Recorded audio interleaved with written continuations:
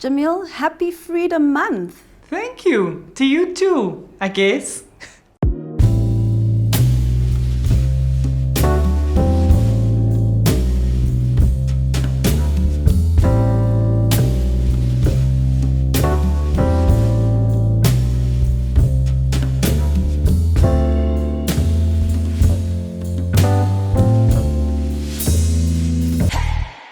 I'm Jamil F. Khan, author, columnist, researcher, and critical scholar. So describe what South Africa would look, feel, and be if gender equality was fully realized. Wow, that sounds like paradise to me.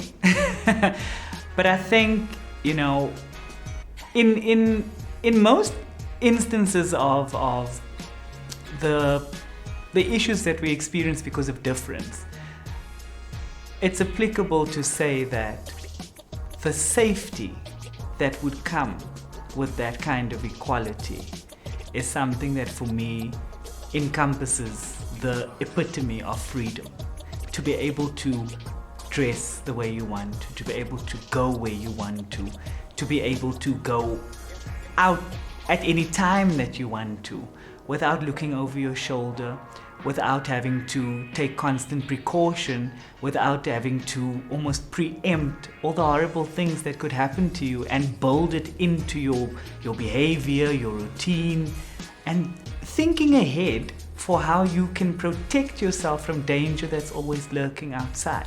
I think for me, particularly, like I said, in other ways as well, but with gender equality, that is what it would look like. And so when I'm talking about safety, I'm also not only speaking about physical safety.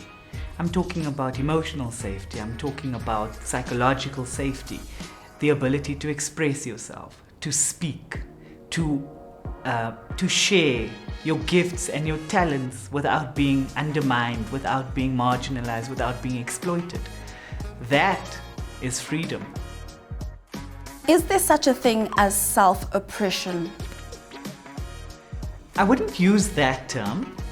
I would rather speak about internalized oppression. I think that is a more useful term to point to the fact that there's an existing oppressive structure that of course oppresses you, and in many ways, because one has to survive that structure, you internalize and you accept some of the prescriptions, the stereotypes, the violences that system enacts on you in order to be compliant and so survive. But I do think that there comes a point at which that goes beyond survival, and we then start to become agents of that oppressive structure and that oppressive system, and then we start to do it to each other, and we become like, they like to talk about, like deputy oppressors kind of thing. So it's a kind of, it's a self-fulfilling system, right? So, but I wouldn't say that I don't think one any human being has a natural impulse to disadvantage themselves, unless of course there is serious dysfunction and imbalance. What does that particular form of oppression then, what knock-on effects does it have on self-censorship? Yeah, you begin to move and speak in ways that please the system. So you say the right things in order to avoid punishment. You do the right things in order to appear worthy of gratification or worthy of reward. And so I do think through that we then, it's almost a natural consequence. We do become involved in a process of muting ourselves, diminishing ourselves, counting our words kind of thing. And I don't think that is ever something that helps. It doesn't help us, it doesn't help those around us, because at the end of the day, it's not the truth. Whatever we are saying as a consequence of trying to please the system, it's not the truth, because the system operates on lies. And we do that, we pass it down to the next generation and the next generation, and then we have a cycle of silence and shame which I mean something that I've written about extensively. The knock-on effect is a sense of generational silence and shame that allows the system to remain intact. In light of Freedom Day, what grassroots movements excite you most and why? To answer this question, I want to take a different route. So, not to necessarily name any, but to say that what I would have hoped for to be able to say is that I have not seen so many organizations constrained and restricted and even suppressed because of the importance of the work that they do, underfunded, marginalized, ill-considered. This is actually a really, really big issue that we have with organizations, and there are so many doing wonderful work under the most difficult conditions. And it's almost as if we valorize the fact that they do work under difficult conditions, when in fact they should be helped, they should be funded, they should be grown.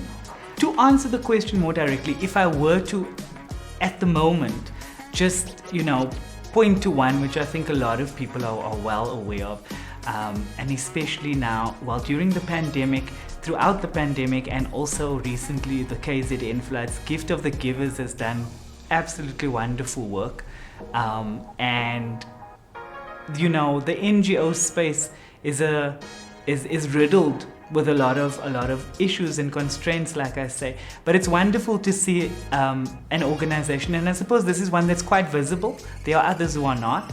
But it's wonderful to see an organization doing work and actually seeing the effects and it getting to the people that it needs.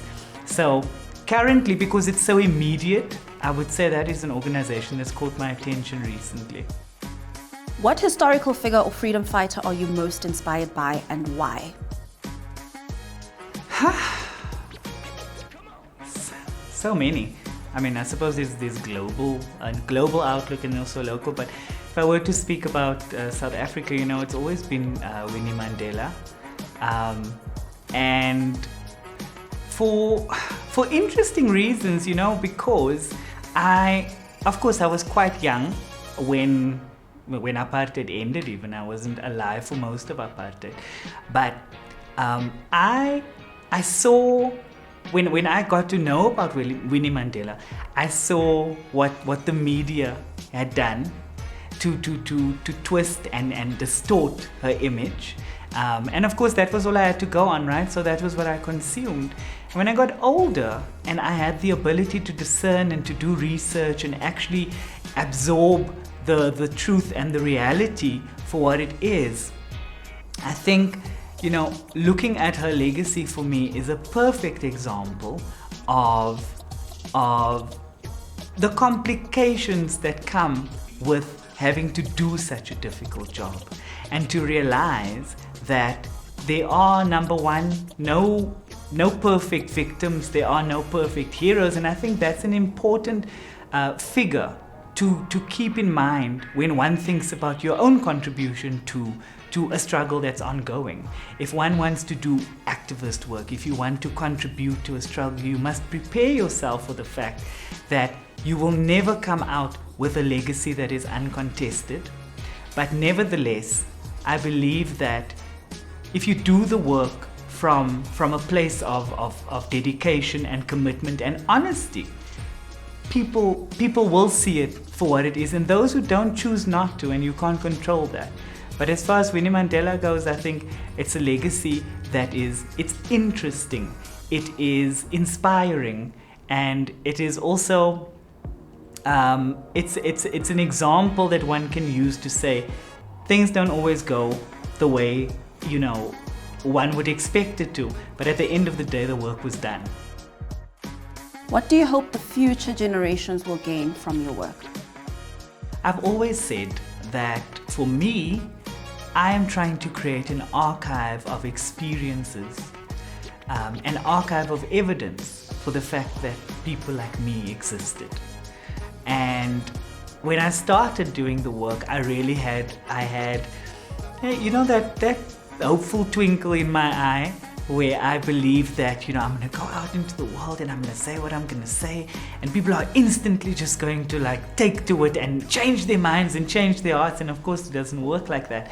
And so now I've come to terms with the fact that for me it would be a wonderful almost afterthought for me long after I'm gone. And things that are happening now are still happening then. Long after I'm gone, people will be like, hey, there was a person who spoke about these things 50, 60 years ago. And it's actually still going on. And there in that work that they created, there are answers, there are solutions. Perhaps it's time to apply that now. And perhaps for 2-3 generations from now, it might become a reality. And that's me being realistic and tentative. But if it happens sooner than that, I'd be really pleased about that. Remember to get my book, Khamr, The Makings of a White Slums, directly from chakana.co.za.